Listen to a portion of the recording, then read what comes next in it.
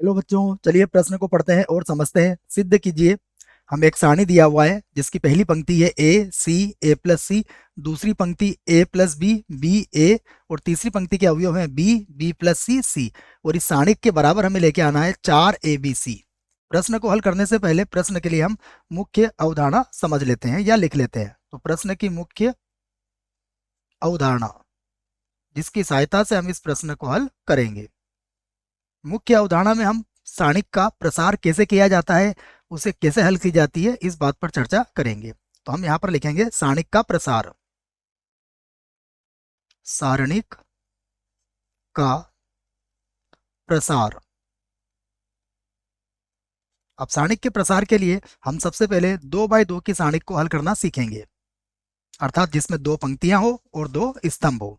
मान लीजिए हमारे पास ये सारणिक है जिसका पहला अवयव A1 A2 और A3 और A4, ये 4 अवयव हमने इसके ले लिए।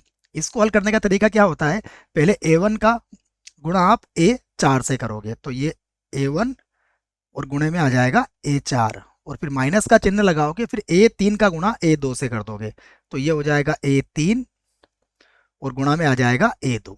तो ये 2x2 की सारणिक को हल करने की हमारे पास ये तरीका है। अब हम 3x3 की सारणिक को हल कैसे किया जाता है उसे भी हम समझ लेते हैं। तो 3x3 की एक सारणिक हम ले लेते हैं। ये मान लीजिए हमने 3x3 की सारणिक ले ली जिसका पहला अवयव एक एक, एक दो, एक तीन, दो एक, दो दो, दो तीन, तीन एक, तीन दो, तीन तीन। ये हमने 3x3 का एक सारणिक ले लिया है। अब हम इसे पहली पंक्ति से, दूसरी पंक्ति से या तीसरी पंक्ति से इसका प्रसार कर सकते हैं, या फिर पहले कॉलम, दूसरे कॉलम या तीसरे कॉलम से भी इसका प्रसार कर लेते हैं। हम इसका प्रसार सीखेंगे कि हम R1 से इसका प्रसार या प्रसरण कैसे करेंगे। तो मैं इसी बात को यहाँ पर लिख दे रहा हूँ कि हम R1 से इसका प्रसरण करेंगे। R1 से प्रसरण, जब R1 से प्रसरण करेंगे तो सबसे पहले हम R1 का पहला अवयव लिखेंगे A एक एक, और एक और एक को जोड़ के देखेंगे 2 आएगा, मतलब ये सम संख्या है, तो इसके आगे प्लस का चिन्ह हम लगा देंगे। उसके बाद एक एक का मतलब होगा पहली पंक्ति और पहला स्तंभ, इसका हटा के हम 2x2 की उप सारणिक बना लेंगे। तो क्या मिलेगा हमें, देखो यहाँ पर ए मिलेगा A22, A23, यहाँ पर होगा A32 और यहाँ होगा A33। उसके बाद इसका दूसरा अवयव लेंगे। दूसरा अवयव क्या है, A12, 2 और 1 3 होगा, विषम संख्या है तो यहाँ माइनस का चिन्ह आएगा, तो ये हो जाएगा A12। और यहाँ पर भी यही करेंगे, पहली पंक्ति और दूसरा स्तंभ इसका हटा देंगे, जो बचेगा उसे लिख देंगे, जो उसकी उप सारणिक कहलाएगा। तो 2 1, उसके बाद 2 3, यहाँ पर होगा A31 और यहाँ पर होगा A33। उसके बाद इसका अवयव 1 3 है, तो A13, 1 और 3 4 होगा, सम संख्या है, प्लस का चिन्ह लगा देंगे, और पहली पंक्ति और तीसरा स्तंभ इसका हटा देंगे, जो बचेगा उसे लिख देंगे, यह इसकी उप सारणिक होगी। तो यहाँ होगा A21, A22, यहाँ पर होगा 3 1 और 3 2। अब इसे हम ऐसे कैसे हल करेंगे, जो हमने यहाँ 2x2 की सारणिक हल करना सिखाया था उसकी सहायता से इसको हल किया जा सकता है। चलिए अब प्रश्न का बायां पक्ष लेते हैं और प्रश्न को भी हल करते हैं। तो मैं प्रश्न का बायां पक्ष यहाँ पर लिख देता हूं। बायां पक्ष, और बायां पक्ष क्या है उसे भी देख लेते हैं। बायां पक्ष में हमारे पास है ए सी ए प्लस सी, ए सी ए प्लस सी। उसके बाद है ए बी, अर्थात ए प्लस बी। उसके बाद बी है और उसके बाद ए है। उसके बाद बी बी प्लस सी और सी, बी बी प्लस सी और सी।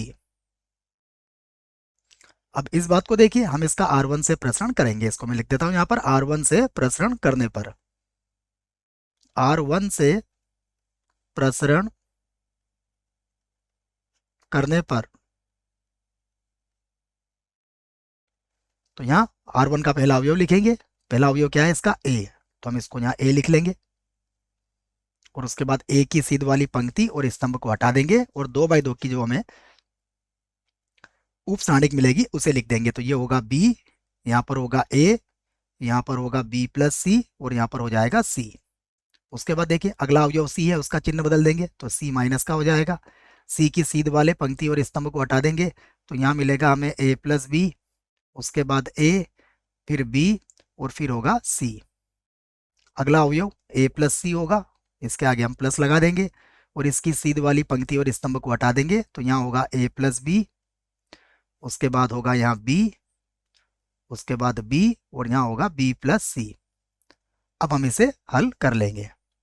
2x2 के सारणी को कैसे हल करते हैं ये मैंने आपको सिखा दिया है। तो ए तो वैसे ही रहेगा, पहले गुणा करेंगे बी का सी से तो ये हो जाएगा बी सी, फिर माइनस ए बी और माइनस ए सी, फिर माइनस सी, यहाँ भी ऐसे ही गुणा करेंगे तो सी का गुणा करेंगे तो ये होगा ए सी प्लस बी सी और माइनस हो जाएगा ए बी, फिर प्लस ए प्लस सी वैसे ही, और फिर से इसका गुणा कर लेंगे तो ए का गुणा करेंगे तो ए बी प्लस ए सी, उसके बाद बी का गुणा करेंगे तो बी का वर्ग प्लस बी सी और फिर माइनस का चिन्ह लगा के बी का बी से गुणा करेंगे तो बी का वर्ग हो जाएगा। तो यहाँ देखिए बी का वर्ग से बी का वर्ग तो कट भी रहा है। अब बराबर यहाँ गुणा कर लेते हैं तो ये होगा ए बी सी, यहाँ हो जाएगा ए का वर्ग बी, यहाँ पर होगा ए का वर्ग गुणा सी, फिर यहाँ गुणा कर लेते हैं तो चिन्ह भी बदलेगा इसका, ये होगा ए सी का वर्ग माइनस फिर बी सी का वर्ग हो जाएगा और माइनस माइनस प्लस होके ए बी सी हो जाएगा। उसके बाद फिर ए से गुणा करेंगे तो ये हो जाएगा ए का वर्ग बी, उसके बाद ए का वर्ग सी, फिर प्लस ए बी सी भी आ जाएगा। उसके बाद सी का गुणा करेंगे तो फिर से होगा ए बी सी, उसके बाद ए सी का वर्ग और उसके बाद हो जाएगा बी सी का वर्ग। ये मैंने सभी गुणा इसके कर लिए हैं। अब जो जो कटेगा हम उसे काट लेते हैं।